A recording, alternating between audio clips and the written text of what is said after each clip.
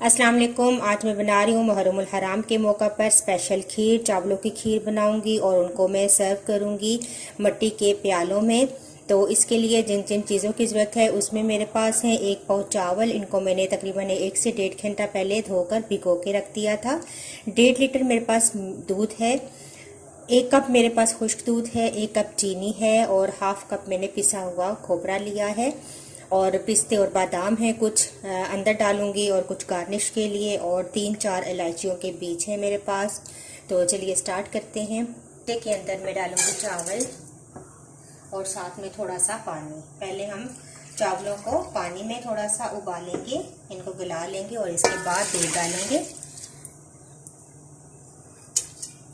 इस तरह चावल जल्दी गल जाते हैं। दूध की बनिस्बत पानी में चावल जल्दी गलते हैं।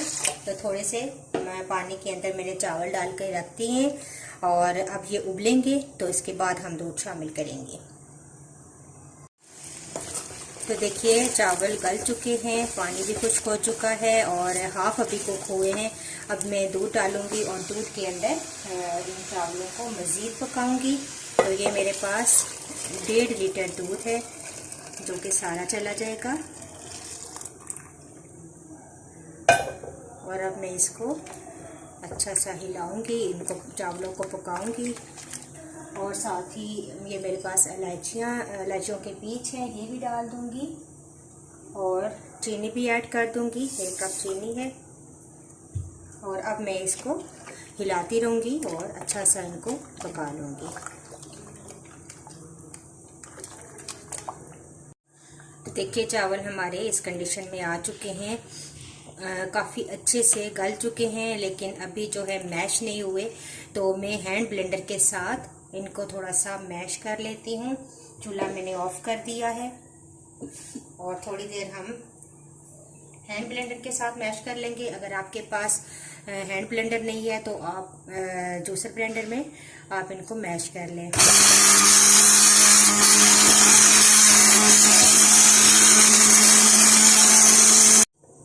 तो देखिए अब काफ़ी अच्छी से हमारी खीर जो है वो मैश हो चुके हैं। चावल बहुत अच्छे से ब्लेंड हो गई है। और अब इसके अंदर मैं शामिल करूंगी पिसा खोपा जो मेरे पास पड़ा हुआ था, पिसा नारियल, ये डाल दूंगी। और साथ ही मैं इसके अंदर शामिल करूंगी खुश्क दूध।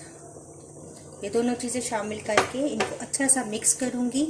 मज़ीद गाढ़ी हो जाएगी ये खीर और बहुत ही खुश्क दूध डालने से अच्छा इसका टेस्ट बढ़ जाएगा। आप इस स्टेज पे खोया भी ऐड कर सकते हैं। तो ये ज़बरदस्त सी हमारी खीर रेडी है। थोड़ी सी देर मज़ीद मैं इसको पकाऊंगी और कुछ पिस्ते और बादाम भी इसके अंदर मैं डाल देती हूँ और कुछ जो है वो गार्निश के लिए रखेंगे। तो इस तरीके से थोड़ी सी देर पकाने के बाद अब मेरी खीर तैयार है और मैं फिर इसको उतार कर थोड़ा सा ठंडा करके मिट्टी के प्यालों में सर्व करूँगी। तो देखिए बहुत ज़बरदस्त हमारी खीर तैयार है और बिल्कुल चावल जो है वो गल चुके हैं और बहुत अच्छा सब कुछ इसके अंदर मिक्स हो चुका है। मैं थोड़ा सा इसको ठंडा करूँगी और फिर मिट्टी के प्यालों में सर्व करके आपको दिखाती हूँ।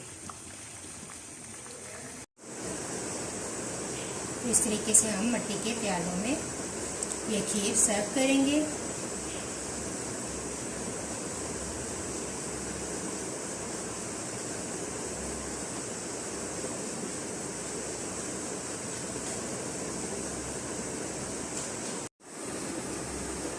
तो इस तरह तमाम मिट्टी के प्यालों में हम खीर डालेंगे और ये एक तरीका है नज़र न्याज का। मुहर्रमुल हराम में अक्सर लोग जो हैं वो मिट्टी के प्यालों में खीर सर्व करते हैं, इन पे दुआ करते हैं और बांट देते हैं।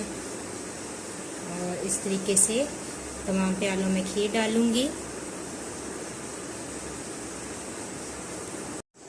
अब इनको गार्निश करेंगे पिस्ते और बादाम के साथ। तो इस तरह तमाम मैंने मिट्टी के प्यालों में खीर डाली और उनको गार्निश किया पिस्ते और बादाम के साथ। तो इस तरीके से आप खीर बनाएं और मुहर्रमुल हराम में नज़र न्याज करें। तो नेक्स्ट वीडियो के साथ इंशाल्लाह दोबारा हाजिर होंगी। अल्लाह हाफिज़।